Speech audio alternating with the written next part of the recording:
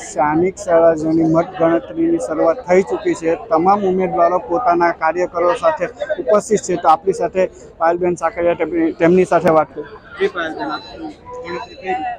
બસ અત્યારે મતગણતરીઓ 14 નંબર વોર્ડની ચાલુ છે, ત્યારબાદ 16 નંબરની ચાલુ થશે। અમે પણ ખૂબ ઉત્સાહ સાથે અહીંયા બહાર ઊભા છીએ અને અમારા સમર્થકો પણ અહીંયા ગેટની બહાર છે। વિસ્તારની અંદર પણ લોકો ખૂબ રાહ જોઈ રહ્યા છે આજે પરિણામની। અને આ વખતે સુરતની અંદર બદલાવ માટે લોકો તૈયાર હતા અને પરિણામ ઉપરથી ખબર પડશે કે લોકોએ એકદમ મન બનાવી લીધું છે બદલાવ માટે। આ વખતનું પરિણામ ખૂબ જ અદ્ભુત હશે। 2021માં પણ લોકોએ ખૂબ વિશ્વાસરૂપી અમને મત આપ્યા હતા।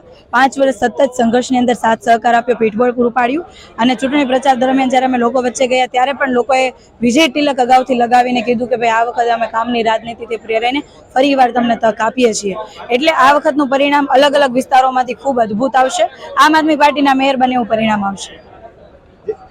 જે આ હતા પાયલબેન સાકરિયા, તેમણે કીધું કે સુરત મહાનગરપાલિકાના મેયર આપમાંથી બનશે તેવી શક્યતા। કેમેરામેન હિમાંશુ સાથે હર્ષિલ ધોળકિયા, સમય મિત્ર ન્યૂઝ, સુરત।